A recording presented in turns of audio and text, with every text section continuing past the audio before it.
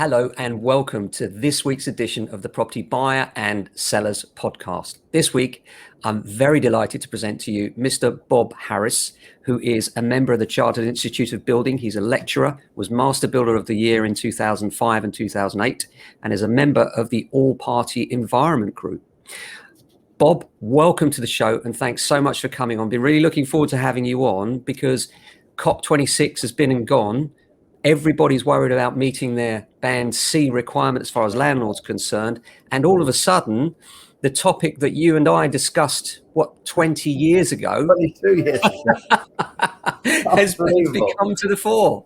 It's unbelievable. 22 years. Can you believe it? All this No. time. And here in Norbury, we've got a state-of-the-art building built 22 to 20 odd years ago. Unbelievable. Yeah, so Bob built a building called the Earth Dome right here in Norbury on Stamford Road, and it's an amazing building with all sorts of modern technology. And we'll talk to you about how that is and how it's been over the last 20 years, because you must be one of the few people in the country that have long-term experience of some of these efficiency measures that they're now saying are brand new. And in fact, they were there 20 years ago. Absolutely. I mean, when I built the property in Norbury, Stamford Road, Norbury, the Earth Dome, it was the first domestic building in London to use ground source heat pumps. Can you believe it? The first building was built in Norbury 20 odd years ago, and everybody's just catching up now. Yeah. But the key to Norbury is, which I knew then, is it's a new building. It's not a refurbishment of a 1930s building. It's a new building. It has got insulation on the outside, underfloor heating. So everything in it meant that even though the heat pump was running on electricity, high rates of electrical charges, it was going to work well. Yeah. And that's been the case. Yeah, and it's been amazing. And we'll talk to you about your experience within that. Just starting off, just on a general trend, Bob. Obviously, we've just had COP26. The target is 1.5 degrees. Just in a broader sense, do you see any chance that we're going to do that with the measures that they're bringing in? Okay, I'm working on another technology now, which is called sequestration of granite dust into farm soils, and that will both mineralize the soils and take in carbon dioxide from the atmosphere. I've got 30,000 people follow me on that. If we move to that position also, which you won't hear about at COP, nobody really knows about it. But if we move to that position, which I hope, then I think we might have a chance of getting through. And that was, once again, that was developed in 1873 by an English farmer. It's amazing. Yeah, and it just tickles me to think that 22 years ago, you and I were discussing these new technologies that you were putting on that now seem to be groundbreaking. And here you are again talking about something none of us know about. I wonder if in 20 years' time, this will be something we're talking about again. If we're still here, of course, Bob. We've got to speed that one up. You know, I'm using a very interesting technique. I'm using LinkedIn for that one. There's a lot of background psychology in that. Yeah. So I just want to, landlord today, I mean, our landlords are really anxious about this, Bob. I'm just going to read to you an article in Landlord Today with a couple of bits, and then I'd be interested in what you have to say about it. Landlords are obviously very scared about the new Band C requirement that we need to reach by 2025, or they may become unmortgageable and unable to be rented out. There is fear that work required to bring rental units up to new energy performance certificate levels by 2025 could render them unmortgageable. According to the Ministry of Levelling Up, there are some 13 million homes in England and Wales currently with an EPC rating of D or below. From 2025, new rules mean an EPC rating of D or below will not be able to take on new tenants. The latest warning comes from John Eastgate, Property Finance Director at Shawbrook Bank, who comments, for many properties, getting their property to a C is going to take a lot more than simply installing a new boiler. The reality is that for older properties, some of which may be listed, it will be an expensive exercise to make the necessary changes. Tell me, Bob, what are your thoughts on that? I absolutely agree with it, really. The only thing I would say is that the EPC regulations do not measure do not quantify the efficiency of the boiler system or heating system you're putting into the house. They simply, at this stage, I believe, only look at the energy supply, be it gas, electricity, or LPG, for example. So, so when I put my ground source heat pumps, state of the art, still state of the art now, I would be expected to get grade 1, grade A. Yeah, absolutely. And I talked to you about it before I got the EPC. We were going to put a press release out about it. But what did I end up with? B, yeah, and D. yeah. No, B and C. That's it. For these brand new flats, it's ridiculous. And when I challenged the guy, he said, "Oh, well, we don't measure the efficiency of the heating system. So they need to re-evaluate all of the regulations across the government, EPCs and all the other issues, whatever it might be, to make sure that they measure the reality of what is actually there." Right. So now, in terms of, you're one of the few people in the country that has long-term experience of air source and ground source heat pumps and systems to make them work, and their cost effectiveness, and also the cost of maintaining and running them, which I think is a big part of it. So a number of questions that brings to mind. First of all, I understand, for instance, that the popular solution seems to be, or the suggestion, let me put it that way, seems to be from government, that to put in an air source heat pump could be a massive efficiency. Now, from what I understand, you would need much bigger radiator pipes because they run at lower temperatures, and much bigger radiators just to get the same level of heat. So is it going to work on older buildings, Bob? No, what happened is the system is slow to react, right? Even with radiators. So you switch it off or you switch it on. The beauty of a condensing boiler now is that the condensing boiler will produce the heat, produce water of a high temperature, and you can quickly upgrade the temperature in the building very quickly. What's going to happen is people will start to, this is my view, start to use supplementary heating. And what they're going to do, they're going to have an oil-filled radiator to boost the temperature until the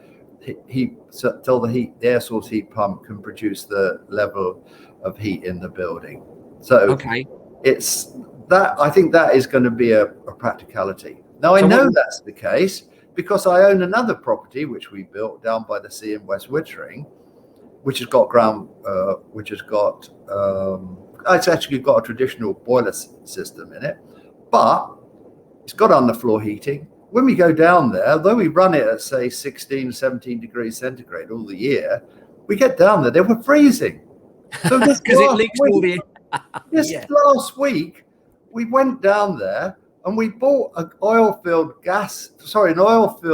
electric heater just because we're absolutely freezing and waiting for the underfloor heating system to come in. Right. And that is what's going to happen. Plus the fact is we've got another problem here. We've got COVID. What do you want to do with COVID? Keep the windows open. Yeah, absolutely. Yeah, and you can't do that with one of these systems and make them work. So what you're saying is that the solutions aren't there for the problem. Would that be fair, Bob? I'm saying they've got to get real with the systems that we've got at the present. Many people, the majority of people, won't be able to put air source heat pumps into their properties. You need a tank with an air source or ground source heat pump. The tank is an enormous tank. Where are they going to put the tank? Right. And how on are top they of going that, to insulate it? That once you put the difference between a combination boiler where you have no tank and a system where you have a tank is that the tank loses energy. It loses 2 kilowatts a day, 365 days a year. So you're just talking from leaking. So if you're running it on electricity, you're talking about at least £150 just losses on the tank. So it's not even included in any of the calculations. Right. So then let me ask you, Bob, if air source heat pumps aren't the answer, Yeah. if you have the space, are ground source heat pumps the answer? Right. Ground source heat pumps are really which I had at Norbury, are really the creme de la creme. So they take up heat from the ground, which is around about 10 to 12 degrees centigrade. And how far do you have to dig down to get that heat, Bob? Right. Yes. So on domestic property, you'd need a hole 90 meters deep. What? Right. Can you repeat that? If you've got a ground source heat pump and you want to run it on a borehole, you need to drill a hole 100 millimeters diameter, 90 meters deep. That's not quite like that. You can do. I did at Norbury 2 boreholes at 85. No, was it 45 meters deep? Half. I see. So I had 2. You halve it by doubling it. Yeah. But in Norbury, we live in South London where the soil conditions are worse than North London. I don't know if you realise this. There's all sorts of problems that come from. That's why we've got no tube lines in South London, underground lines. So in Norbury, when I went down, I'm drilling. I've got my own drill machine on the site, which I pay for, which is really cheap. And I'm down like 20 meters, 25, and I hit something called the Redding beds. And I'm bringing up these million-year-old stones, which were a seabed millions of years ago, and I can't get through it.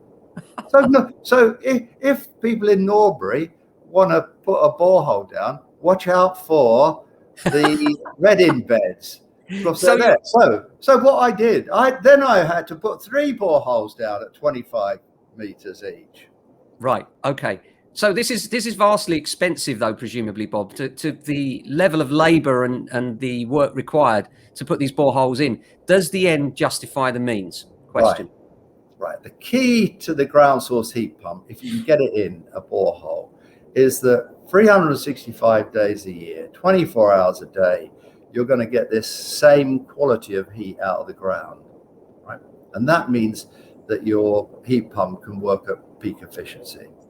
When you have an air source heat pump, it works on air temperature, and the air temperature varies. The only good news is that the air temperature in the UK, the average is around about 10 degrees centigrade. So overall, over the whole year, it kind of balances itself out. However, you will have to put dressing gowns on and make sure that you probably close the windows, and you might want some supplementary heating, perhaps, at certain times of the year, like in the winter. Yeah, and then you're going for an inefficient heat system, and then you're thinking, is this all worthwhile, Bob? This is what it comes back down to, isn't it? Well, if our landlords, I'm a landlord. Yeah. If we have to pay for the capital cost, right? So, do you want to pay £25,000 for a ground source heat pump? Is that what it would cost, Bob, for the average property? Yeah, 20 to 25,000 with the boreholes, the heat pump, the tank, the underfloor heating, whatever you're doing, the new insulation. Assuming you have the space, of course, in your garden and for the tank in the first place. Yeah. And can you get the boring mechanism in, or can I put it in the front garden? Yeah, and then what about ongoing maintenance, Bob? Is it expensive to then maintain? Oh God, don't talk to me about maintenance. Really? Well, you see, you're the only one with experience, Bob. This is why this interview is so critical for people, because people are just considering putting these in now, and you're the man that's done it. So tell us. I had 4 heat pumps, right? 3 ground source heat pumps, and one which was called an evacuated air heat pump system. Just to explain the difference, that one is not an air source heat pump outside. It's an air source heat pump that takes the air out of the building and then uses that air to lift the temperature of the water. That was a brilliant system.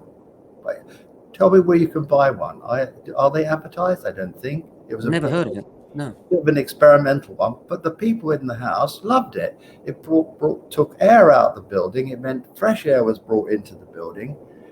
That was put into the underfloor heating system. It worked very well. However, here's the rub.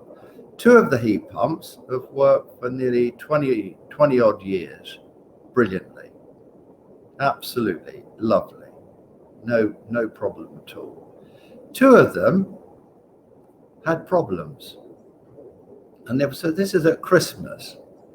And this meant that the poor people with their families and children had no water, hot water, or heating systems over the Christmas period. Now the problem there was I had to get an engineer down, and I had to get the engineer really who worked for the company. Presumably these are not easy people to find. It's not like calling a corgi gas safe man, is it, Bob? No, absolutely, you've got it right. So just to come, so what did I do? It was cheaper for me. I was going to wait a month and help or put these poor people in a flat or do something, and it was a nightmare. So it was cheaper for me to put 2 combination boilers in and a new gas supply onto the site, and I got that done within 3 weeks. That kind of saddens me, Bob, because you're a man I know is a great champion of the environment, and to hear you say that is a little bit sad, because I know that you would much rather be keen on the environment, and if there was anything you could do which would be practical, you would have done it, which is a bit of a shocker.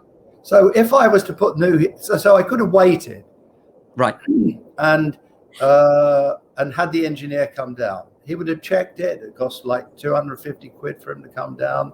He'd have checked it, found out what was wrong. He'd had to order the parts from wherever around the world to put it in. It might, if the condenser had gone, that means I need a different sort of engineer. I need an engineer that deals with refrigeration engineering. So, and in fact, heat pumps require 3 engineers. They need a refrigeration engineer at certain points. They need an electrical engineer, and they need a sort of a fitter, fit them in place. So, but you were right. So by moving very quickly to the gas system, I've got 2 gas systems in at about 1,500, 1,800. Got a special deal on that's available to people putting new gas supplies on, and it was done very quickly. And now I have access to maintenance from a guy. I can look up the gas safe register, and there are people in Norbury who live over the road. I know they're going to do a good deal. There are thousands of them. Yeah, there are thousands of them. Yeah. So they're trained up and they can deal with it. If these heat pumps aren't the answer, Bob, can we talk about solar? Because obviously we've now got PV panels have moved on a long way, and they are producing a significant amount. And obviously people are now supplementing these with batteries. Can these be an answer? Just take you one step further. Heat pumps are the answer, or can be the answer. Okay, tell us. If the property is insulated properly, right? And everything else fits into place. There's a place for the tank, for example. All of that makes total sense and can work. But does it need to be a new build where the building is kind of almost hermetically sealed to make this thing work? Right. Look at where the big banks are putting their money. So the big banks are coming into the letting market, aren't they? They are. Right. They're making deals with the building companies, and they're buying them en masse.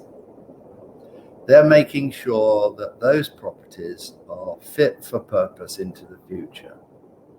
It's not like many landlords that you deal with, and like me to some extent, who've got old properties who are not in that position. Yes.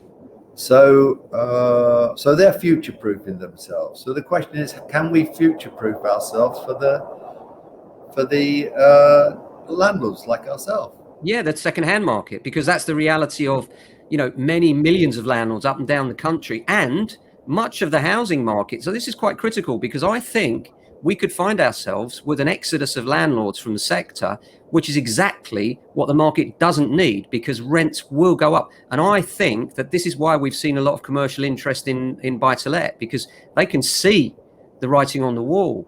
And if the government do insist on these targets, which can't be met by many without sensible concessions, we could find a mass exodus from the sector.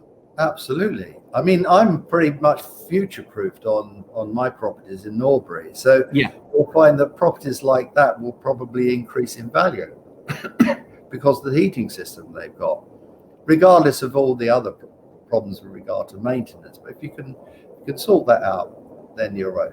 But so we've got to really wait for the industry to not sell us a heat pump or whatever. We've got to wait for them to get all the infrastructure right in place and the regulations right in place so it all works. Yeah. Not sound bites, not the government using their nudge team. Do you know about the nudge team? No, tell me about the nudge team. Okay. So there's a department in government departments called the nudge team. So if I give you a nudge, I might be persuading you to do something by, I will give you an ice cream if you go down the road and buy me some sweets. Right? That's a kind of a nudge.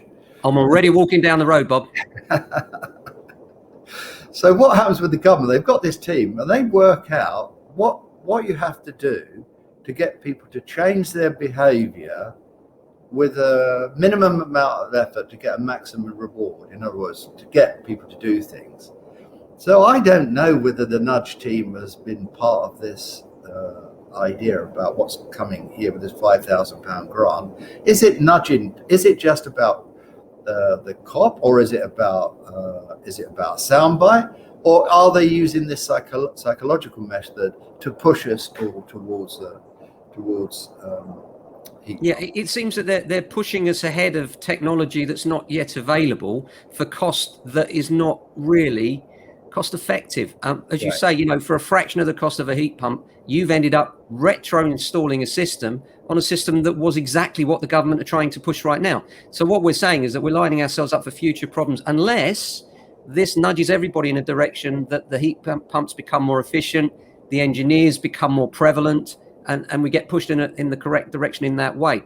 But it seems to me that we're pushing, maybe, I think it's right to push, and I want to see the changes happen for the environment side from anything else. But I just wonder whether they're pushing too hard too soon on this particular issue with heat pumps. They're gonna get a kickback. There are the local authorities who have taken their heat pumps out over the UK because of the various places, because of the problems with them. Not problems with them, problems with the system, basically. Maintaining them. And in fact, I had a talk with the head of the environment group in the House of Commons, and what he said was that the key is to bring gas prices and electricity prices closer together. That is one of the keys. But this is that will become a political ball game, because if they start to manipulate those prices, and they can do it, and there is already talk about putting subsidies which are on electricity onto gas to bring the prices up to pay for renewable energy, then we're in a kind of an interesting situation. Yeah, but with gas prices already through the roof, I think that would be a politically hot potato. But we'll see, that might change over time. I looked at the gas prices today. I think they're about 3 pence per kilowatt hour. I'm not sure. So gas prices around about 3 pence a kilowatt hour, and electricity prices about 16 to 17 pence per kilowatt hour. That's an equal measure. So you've got a heat pump which is going to give you 1 to 3 efficiency. So divide the one into the other. You can see that you're not scratching the surface, really. No, in terms still of the gas is the winner. Gas is king. No, gas is king. It's really interesting to hear you say that, Bob, because I know that you're an environmentalist, but you're also a realist. So it's a really interesting conversation, this, for me. What about, now we have PV's come on a long way, and battery storage has come on a long way. Do you see this as a potential solution or supplement to it at least? Right. The one of the issues is we've got, I don't know, millions of gas boilers in the UK. So one of the keys is to encourage people to put new, good quality, modulating gas boilers in. But the key technology which is being missed is a technology called flue gas heat recovery. Now, I know the inventor of it. I know him well. He was brilliant. He put his hand up on the vent where the gases escapes. He said, "My hand is hot. What's going on here?" So he talked to his dad, who's a plumber.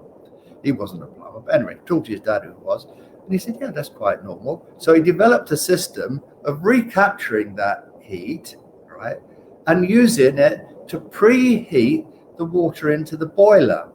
Genius. And they're available now, aren't they, Bob? They are available. Yeah. But it's even more important than that, because for every, so you've got the main supply. So you have a main supply coming into the boiler.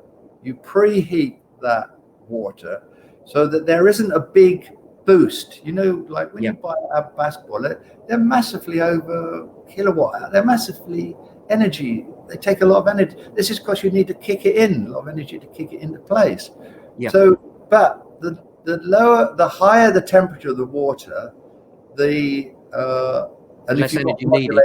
Then it doesn't need it. They measure that, and you won't use it. And you can get, for every 2-degree raise in temperature of that incoming water, you can get a 24% energy efficiency of the boiler. Wow.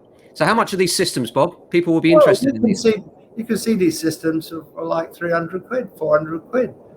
And would they improve your EPC rating, I wonder? No. Is there no measure for them? No. So it's a nonsense then, in some respects. And it's another cost for the landlord. But if you want to keep your tenants happy, if they're nice tenants, you want to keep them happy, keep their prices down, then put one in. Yeah, absolutely, for that kind of price. Now back onto the electricity side of things. Can I just come back to the PV? Yeah. Right. Yes. PV, brilliant. Okay, but the issue is many people have sold the wrong PV. In the UK, we really have a lot of clouds, and we want PV systems that work on light and not sunlight. So all of that. And if you have a flat PV panel, you'll only lose 10% efficiency. Think about that. Right. As opposed to this angle to the south. I see. But also, Bob, isn't it the case that if part of panels are in shade and there's only one inverter, absolutely, the whole lot is out? Yes. So you need more inverters, no? No, you need a panel. They won't tell you this, but you need a panel system where each of the panels has got its own inverter on the back. Yeah. So if it's in the shade, it doesn't knock out the whole system. Exactly. That's what I was thinking. Yeah. And that's interesting. But so that would give you quite a lot of efficiency. It's brilliant. I haven't got them at Norbury. I haven't got them on my own houses, but I've designed my son's house. So he's got an air source heat pump system, but on his tank, he's got 2 immersion heaters, right? One for the normal immersion heater, and the other one is to be connected up at some stage to a PV array. So the PV array takes its electricity into the immersion heater. The immersion heater is set at a very high temperature, higher than the normal running temperature of the whole system. So then that will pump electricity into that immersion heater and uplift. So that is absolutely brilliant system. Yeah, absolutely. No. And that would definitely have an impact on your EPC rating, wouldn't it? I just wonder if there's any practicality in terms of PV systems in order to try and meet this grade C requirement. I don't know the answer to that. I need to look at that further. I'm not quite sure. Yeah. Oh yes, you will get an I know you get an uplift. I'm just not sure how big it is, Bob. I remember at the time when I said to the guy, "Well, how much PV do I need to put in to get it uprated?" He didn't really know. Yeah, I mean, but it's interesting technologies. I mean, we've seen now, obviously, electric cars. I think the mass take-up of electric cars is next year in the UK, due to the ULEZ, amongst other things, and now the provision of many electric points up and down the country, even for people without off-street parking. So I think next year is going to surprise people, and it is going to be massive for electric cars.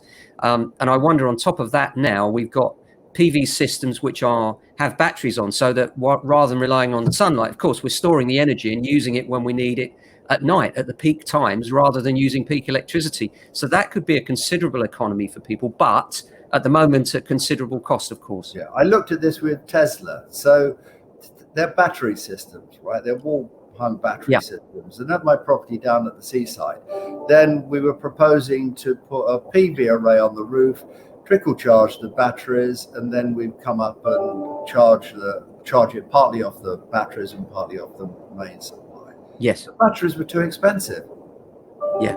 It just didn't make sense at that stage. But do you know, in the 1850s again, it's the lead batteries. The old-fashioned batteries are still good. They work.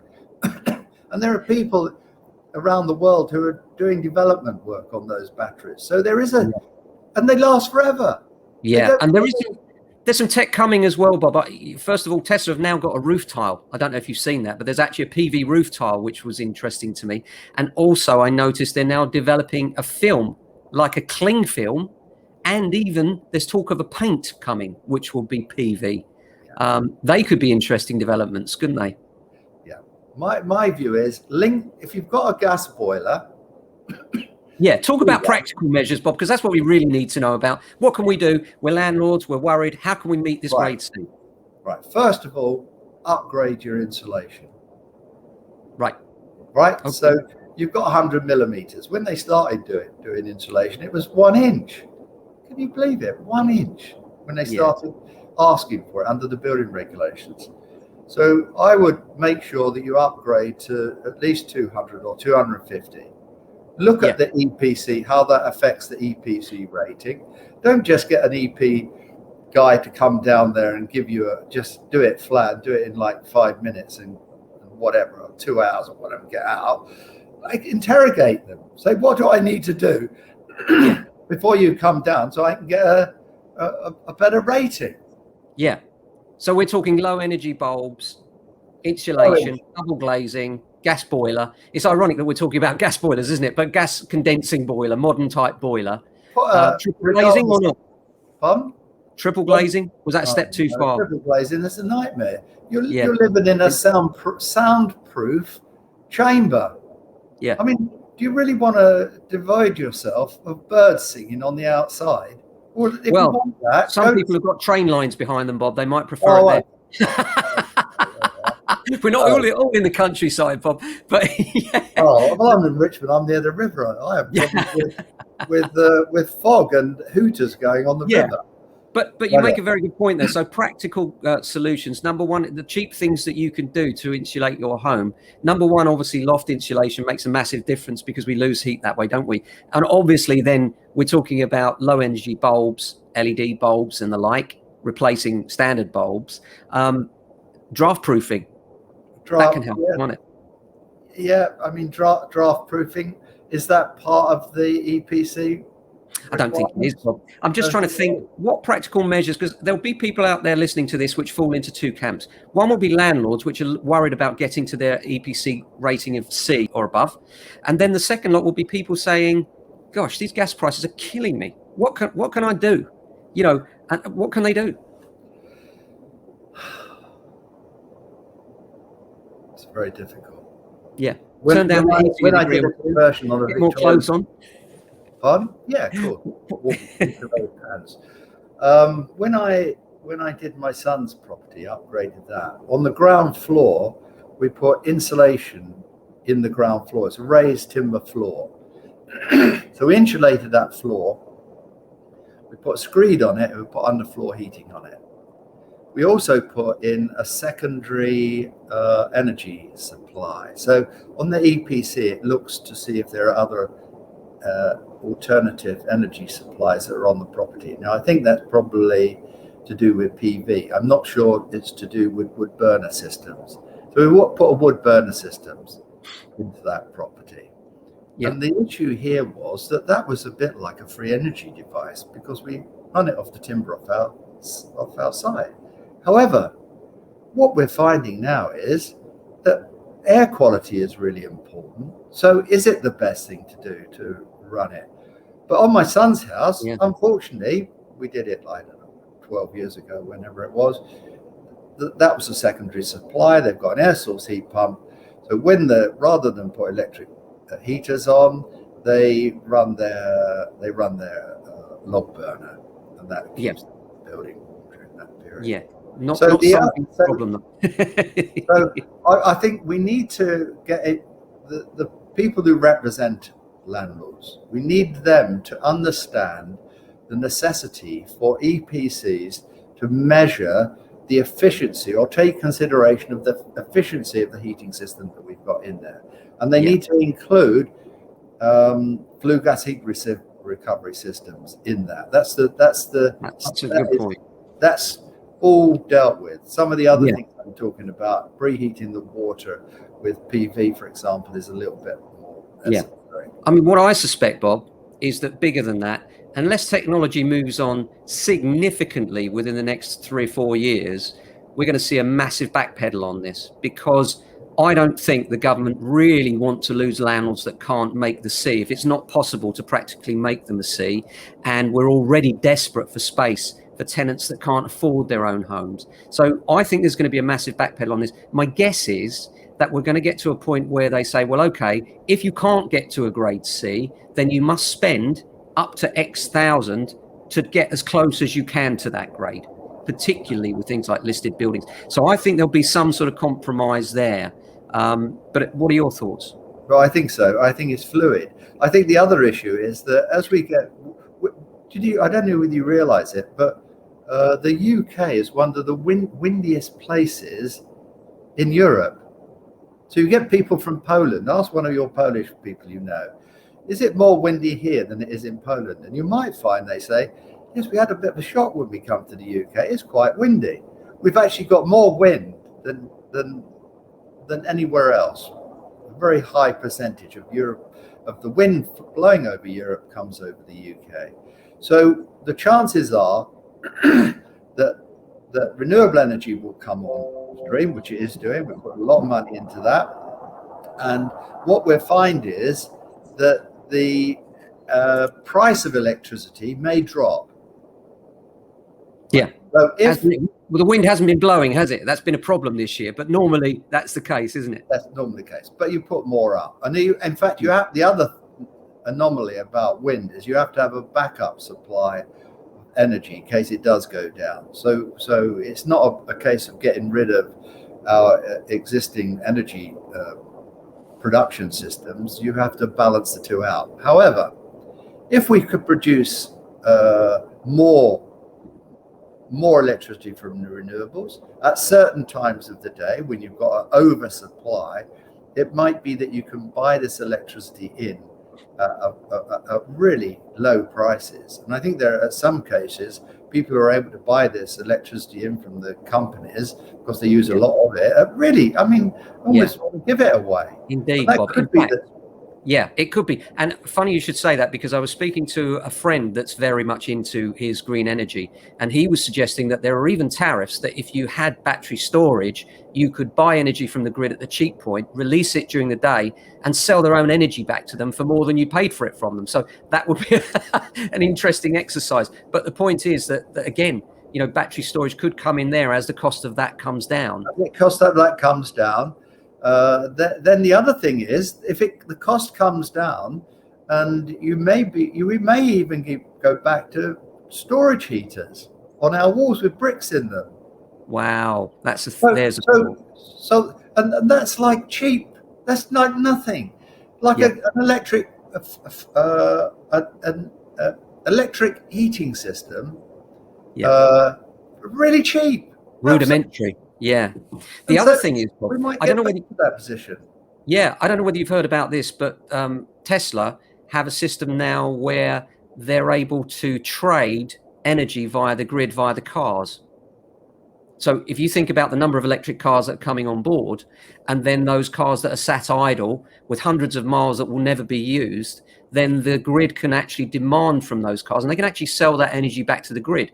And I thought that was quite a clever idea. It's not there yet, but you could, if you multiply the number of electric cars sat idle, and then look at demand, if the grid could then demand from those cars, there would be logic to that, and there'd be an economy in it for the car owners as well. Absolutely. No, we looked at this a number of years ago, and if you've got a Land Rover running on its engine, it could provide enough electricity for I think it was 4 houses at that time. So you could have a situation where you've got enough battery supply to actually put in a lot of energy into the property, and likewise, you can take energy out of the system when it and with Tesla have got these very fast methods of charging. They're quite expensive, but they've got, so we have that.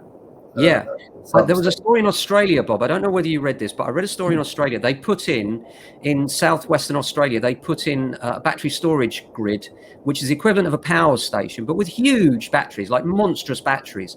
They put them online, and they were on a kind of default, if the electricity ever goes down, then just kick in and use these batteries.